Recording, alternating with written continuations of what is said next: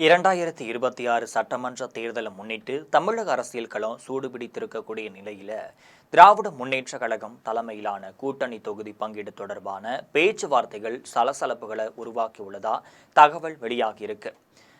திமுக தரப்புல அதிகாரப்பூர்வ பேச்சுவார்த்தை குழு அமைக்காமல் ரகசிய முறையில பேச்சுவார்த்தை நடைபெறுவது மட்டும் இல்லாம கூட்டணி கட்சிகளுக்கான தொகுதிகளை குறைக்கும் நிலைப்பாட்டை திமுக தரப்புல எடுக்கப்பட்டிருப்பதா கூறப்படுவதால கூட்டணி கட்சிகளிடையே அதிருப்தி அதிகரித்துள்ளது.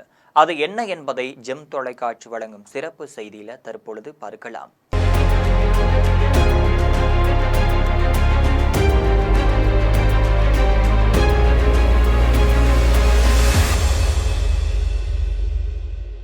இரண்டாயிரத்தி 26 சட்டமன்ற தேர்தல் நெருங்கி வரக்கூடிய சூழல்ல தமிழக அரசியல் களம் வேகமா மாறிக்கொண்டிருக்கு.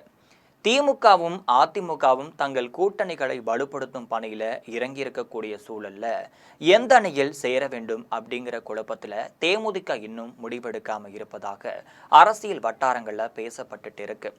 காங்கிரஸ் திமுகவை விட்டு சென்றால் அதிக தொகுதிகள் கேட்கலாம், அதிமுக கூட்டணிக்கு சென்றால் ராஜ்யசபா சீட்டு உடன் பாஜகவிடம் மத்திய இணையமைச்சர் பதவி கேட்கலான்னு திட்டமே தேமுதிகவிற்கு உள்ளதா அரசியல் விமர்சகர்கள் கருத்து தெரிவிச்சிட்டு இருக்காங்க. திமுக கூட்டணி பேச்சிருந்த நிலையில திமுக கூட்டணியில புதிய சிக்கல் உருவாகி உள்ளதா சொல்லப்படுது. வழக்கமா தேர்தல் அறிவிப்பு வெளியாகும் முன்பே கூட்டணி கட்சிகளுடன் அதிகாரப்பூர்வமாக பேச தனிக்குழு அமைப்பது அரசியல் நடைமுறையாக இருந்து வந்துச்சு. ஆனா இப்ப அந்த நடைமுறை பின்பற்றப்படவில்லை என்பது கூட்டணி வட்டாரங்கள்ல பேசப்பட்டு இருக்கு. தேர்தல்ல அதிக தொகுதிகள்ல திமுகவே போட்டியிட வேண்டும் அப்படிங்கிற நிலைப்பாட்டுல மு.க. ஸ்டாலின் உறுதியா இருப்பதா சொல்லப்படுது. ஸ்டாலின் தேர்தல் திட்டம் இதன் காரணமா கூட்டணி கட்சிகளுக்கு கூடுதல் இடங்களை வழங்க முடியாது அப்படிங்கிற தகவல் பரவிட்டு இருக்கு. அதிகாரப்பூர்வமா பேச்சுவார்த்தை நடத்தப்பட்டுச்சுன்னா அதன் விவரங்கள் வெளியாகி தொண்டர்களிடையே கருத்து வேறுபாடுகள் உருவாகும் அபாயம் இருப்பதாக கருதி முதல்ல ரகசிய பேச்சுவார்த்தைகள் நடத்தப்படும்னு அரசியல் வட்டாரங்கள் தெரிவிச்சுக்கிட்டு இருக்காங்க. இதன்படி மூத்த அமைச்சர்கள் வாயிலாக கூட்டணி கட்சி தலைவர்களுடன் தனிப்பட்ட முறையில ஆலோசனைகளும் ஒருபுறம் நடந்து வருவதாக சொல்லப்படுது. காங்கிரஸ் திமுக உறவு கூட்டணி இறுதி நிலையை எட்டாததால காங்கிரஸ் உடனான பேச்சுவார்த்தையும் இன்னும் தொடங்கப்படவில்லைன்னு தகவல் வெளியாகி இருக்கு. இந்த நிலையில தான் சில சிறிய கூட்டணி கட்சிகளுக்கான தொகுதி ஒதுக்கீடு குறித்து ஆரம்ப கட்ட முடிவுகள் எடுக்கப்பட்டுள்ளதா சொல்லப்படுது.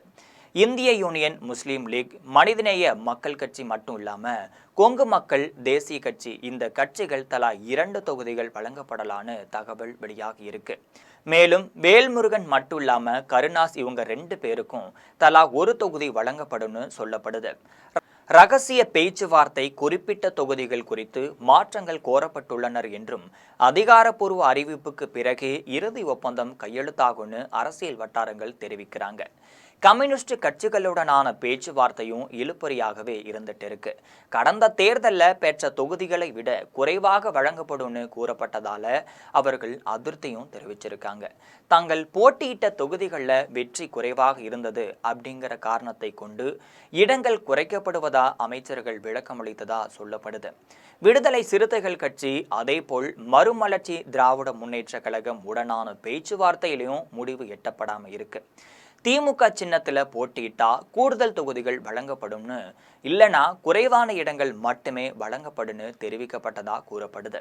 இதற்கு மதிமுக தரப்புல ஒப்புதல் கிடைக்காததால பேச்சுவார்த்தை தொடர்ந்து ஒருபுறம் நடந்துட்டு இருக்கு.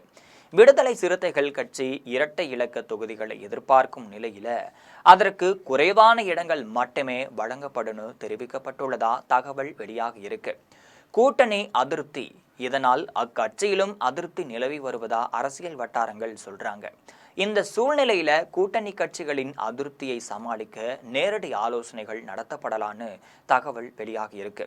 அனைத்து கட்சிகளுடனும் தனித்தனியா பேசி கருத்து வேறுபாடுகளை குறைக்கும் முயற்சிகள் மேற்கொள்ளப்பட்டு இருக்கு ஒருபுறம். அதனை அடுத்து அனைத்து பேச்சுவார்த்தைகளும் சுமூகமா முடிவடைந்த பின்னரே அதிகாரப்பூர்வ பேச்சுவார்த்தை குழு அமைக்கப்படும்னு சொல்லப்படுது. இது போன்ற அரசியல் பின்னணி செய்திகளை அன்றாடம் தெரிந்து கொள்ள ஜெம் தொலைக்காட்சியுடன் எப்பொழுதும் இணைப்பில் இருங்கள்.